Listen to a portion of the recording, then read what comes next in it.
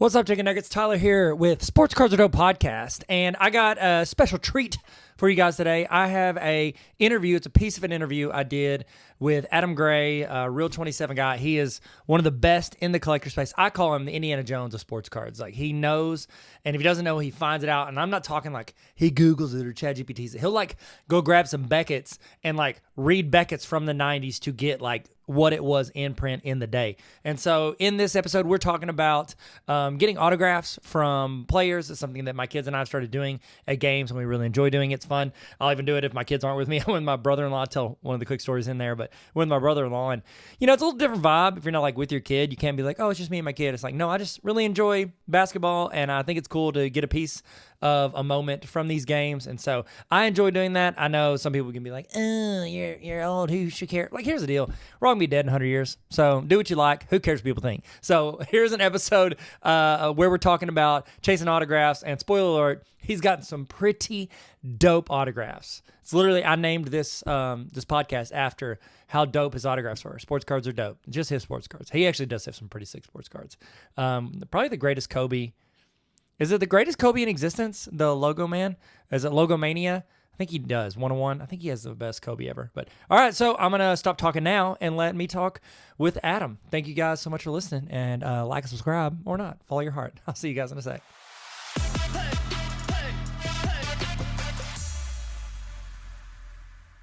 Some of my favorite content that you do is when you're talking to the players, right? Oh, for real? I love that. I love that stuff. I used to be a big autograph seeker too, and I've got dozens of autograph hound stories. But whenever you're like, you know, pregame and they've done their pregame workout and stuff, and they're about to walk out and stuff, I watch all of those that you do, because those interactions that those guys have with you, like that's real. Those are really important moments for those players in my eyes, because those are the best fans. Those fans that are like, I mean, not all of them, honestly. Some of them are there to like sell stuff and, you know, get autographs and sell stuff. Yeah. But a lot of those, like, especially your kids, like, yes, your kids, especially like that age, they better treat those guys right. And when they do, and they see dads being dads, like I've totally got a soft spot for that. So I love that content. I hope you put out one of those videos every time. How often? It seems like you go to a lot of games. How often do you go to games? So we got half season tickets to the Grizzlies. It was like my birthday present from last year. And so, and we've I think it's like 20 games and a preseason game. And we've only missed like 6, I think, because we were like out of town for some and I had work, but we've been able to go. And last night, so fun story. You talk about the interaction. So when we go, we usually go to the visitor side, because like the home side is just stacked for Grizz. And so we'll go to the visitor side. It's usually more chill. You can get, you know, and then honestly, I feel like those players stop more than the Grizzlies do. I say that this is only the second time I've ever gone to the Grizzlies side, and it was the only time I didn't take like someone I claim as a dependent on my taxes. Like, I took my brother-in-law, and so it's like 2 crusty middle-aged white guys like, hey guys, will you sign this, you 22-year-old, you know? And so we're standing there, and I was more into it than him. That's kind of my, like, I like that. And I wear so on the Grizzlies, like, the one time I did, Jaren Jackson Jr. signed for me, which was really cool. But I was like, had his jersey. So like, if you have their jersey, they're more receptive. Like, cause you know, 95% of the jerseys in there that have Grizzlies on them is Ja Morant. So like, kids are holding Ja Morant jerseys over for like Luke Kennard to sign, you know? And so it's like, they just want anybody to sign their jersey. But I really like, this is very fresh because it happened last night. Gigi Jackson the second. I don't know if you know who he is. He's a young player. Of course I do.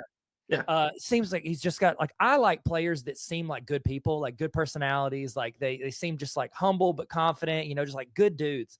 And I really like him. And I bought one of his jerseys at the store last game. And so I had a Gigi Jackson jersey. And I'm sorry, pause. You didn't ask for this. You're good. So I'm sitting there wearing this jersey. And he turns the corner, you know, he said hi to a kid, you know, the courtside people, they're VIPs. So he turns to them and sees me, you know, bar boy hanging over the bar. I'm like, hey man. And I like had the jersey, and I was like filming with my glasses. And I was like, hey man, will you sign your jersey? And he, like, it was the best player reaction at seeing like his jersey. Like, he got hyped that he saw his jersey on somebody. And so like, I was like, dude, will you sign it? He's like, yes. And he started signing it, and I go, hey man, could you sign it to Tyler, my best friend? And he laughed, but he ended up He put T. Tyler, so I was like, that's dope. First time players ever put like my name on there. Did you record this? Oh yeah. I'm gonna post it. I'm gonna post it. Yeah, amazing. it was the best reaction. Like honestly, the second best interaction we've had with a player besides Jordan Poole, and that's because he had seen our content, and so his reaction was just by far the best. He's my favorite player, anyways. But no, I remember the Jordan Poole video. I remember thinking for Tyler, this has got to be like one of the coolest things ever. So I've got 100 stories that I would love to tell, but I will just tell you one. I'll tell you. Let me tell you one quick one. It's not some great story, but this just sort of speaks to what I was like when I was a kid and I was doing this. So this was 95 or 96. And it was the reason I thought of it is because you brought up the Grizzlies. And so that year, 1995, 96, everybody wanted the same Grizzlies autograph. Do you know who it was at that time? Sharif Abdur-Rahim. No, because he's 96, 97. And at this point, the Grizzlies weren't in Memphis. They were in Vancouver, right? Vancouver, so, yeah. 95, 96 is Bryant Reeves. And big country. So let's go. My friend Chad and I, we went to a game early, and the thing about going to a game early is, at least this is how it used to be. You were only, at least here in Utah, you're only able to get into the arena an hour before game time, and players were generally stopping their not pregame, but their pre-game workout like about an hour beforehand. So you would like rush in, and you'd get you'd maybe have 5 or 10 minutes where some players were out there. And then when they left, they had to pass you. You knew where they were going to leave. And like you, we did it mostly for the visitor side. I know you do sometimes for the home side, but we almost always did visitor side because that was the only chance to get to meet some of those guys. So we're hoping for big country. We went out there. There were 2 guys on the court. I don't remember who the second one was. The first one was not Bryant Reeves, though. The first one was a guy, and I looked at him and I was like, I think I know that guy. And I've always had an eye for I've seen this guy on a basketball card. I'm going to remember who he is, right? I have this weird thing where I remember basketball card facts and I remember basketball card players, right? It goes back to when I was a kid, and I saw this guy and I was like, that's Lawrence Moten. And I was like, how do I know who Lawrence Moten is? And there were no pregame materials out or anything like that yet. There weren't any way that I could look at the jersey number. I just knew that guy was Lawrence Moten. And so as he was walking off, I was like, hey, Lawrence, can I get your autograph? And I have never had somebody look at me so shocked. He was like, I'm sure what was going on in this guy's mind was like, how does this 12-year-old kid from Utah know who I am? Maybe he didn't realize. Maybe he thought I had some way to look at his jersey number, but he looked at me absolutely shocked. I had this book. The book's actually up in my closet right now, but I have this book that's signed by hundreds of NBA players. It has Tim Duncan, Allen Iverson, Stephon Marbury, Jermaine O'Neal. It's like an old history. Let me see if I can grab it. Let me see if I can find it. Hold on. I'm intrigued. It's like a George Orwell book. I was like, that'd be incredible. So I regret doing this because I had all these cards that I could have gotten signed, and that would have been so much cooler. I've never shown anybody this, but this is my childhood right here. So this book right here, you can see. Dude, I had those kinds of books. The hardback. Oh. See Richie Adubato, the old coach, yes. And Paul Silas, the old coach. So I have not looked at this in a long time, but Thurl Bailey. So let me show you just a couple of the really cool ones. Dude, you made it like a yearbook, like an NBA yearbook. It's again an NBA yearbook. There's Jermaine O'Neal, and I got all of these. George Karl, that's a crazy one. That dude, we were, when they leave the arena, they have to drive past you, right? Yeah. The home team does, and so you can sort of do you ever do that? Do you ever wait up outside the arena? No. We one time waited outside the hotel where the visiting team comes out to the buses. We only did it once, and it was weird. That used to be the way to do it. So I met Kobe Bryant, Shaquille O'Neal. Amazing stories like that. But there were 3 ways. There was the waiting for guys as they were leaving the pregame. There was waiting for guys, home team guys, as they were leaving the arena because they were leaving in their cars. You couldn't do that with a road team because they were leaving on a bus, and the bus is never going to stop for you. And then the third way for us that was the best way was the hotel. But let me just show you. I've got a couple more in here that you've got to see. So this one's the worst story. So that's Allen Iverson in the bold there. But I traced over it because it was really light. No, you committed a felony. It was just straight forgery. I love it. I was 14 years old, and I was like, "That's too light. I need to write over it." And you can still see it's all bumpy. No, you just respected quality. That's all you did. You respected a quality autograph, and you're willing to do your part. Can you tell who that one is there in red? In red? No, I have no idea. That giant one that's the whole page. Yeah. Number 21, Tim Duncan. That is a Tim Duncan. Yes. Yeah, I have him on a card. It's up, but it's sideways. Oh, that's a good one too. I That's also a full have. autograph. I've got. Sorry, I happen to have it near me. Hold on one second. Let me grab one more real quick that I've got to show you. One more, and then I'll be done with these silly No, stories. please. I love it. Like this is like it's my favorite part of going to the games is like interacting and doing stuff like this. Okay, so actually two more. I just happen to have these sitting next to me because I was doing some research last night. So these are my old Beckett's from when I was a kid. So this one, believe it or not, that's supposed to be Kevin Garnett. That's the worst picture of Kevin Garnett of all time. Yeah, it's covering most of his face. He looks Yeah. like Wilson from Home Improvement. It's not. Yeah. It looks like, great reference. Looks like Wilson from Home Improvement. Yes. That's on the very front there. That's actually Kevin McHale. And then Kevin, baby. But then at the mall when they were in town, there's Kevin Garnett right there. Oh my gosh. Can't tell that it's Kevin Garnett. And then no, you have two Kevins on the cover of a Kevin Garnett. That's great. That's good though. I love like nobody else has that. No one else in the world has that. It's also not worth anything because neither of their autographs are rare or anything like that. But when I was a kid, the value just didn't matter at all. Like I just didn't care, right? Yeah. But now I have all these things all these years later, and they're like special to me. And then next to it, I've got this like fairly crazy basketball card collection that's like worth way more than I ever anticipated a basketball card collection being worth. But this stuff to me is still like the stuff that like I look at and I keep near me because it's some of the most meaningful things. Okay, last one that I have to show you because this is the craziest all day, bro. This is the craziest in America. Craziest story that I have as far as like being an autograph hound. So this is a Sean Kemp Beckett. I could have chosen better on this one, but right before going to when the Lakers were here, I think it was either Kobe's rookie year or his second year in the league. The Lakers were here to play in the playoffs against the Jazz, and people don't remember this, but Kobe's first 2 years in the league, my Stockton Malone teams just absolutely just killed him and Shaq, just destroyed them. Right? I think they ran into issues at the end of the season. Yeah, and they were good though. Like Stockton Malone ran into Michael Jordan, which was a problem. Which, if you're going to lose anybody, that's a good one. It's a decent one. Yeah. And Michael Jordan's last game, maybe people don't realize this, but took 3 significant, really bad calls to win that game against the Jazz in Game 6 of the 97 or 98 finals. And so we'd have that conversation too. But before that, the Jazz played the Lakers in, I think it was in the conference finals in 97, or I can't remember what round it was, but the Lakers were in town. Whenever the Lakers were in town, my friend Chad and I, we were like, how do we get as many autographs as we possibly can? And how do we get Shaq? We just wanted Shaq. So Shaq, you would have been the perfect guy to go get Shaq's autograph because Shaq only wanted to sign for smaller kids.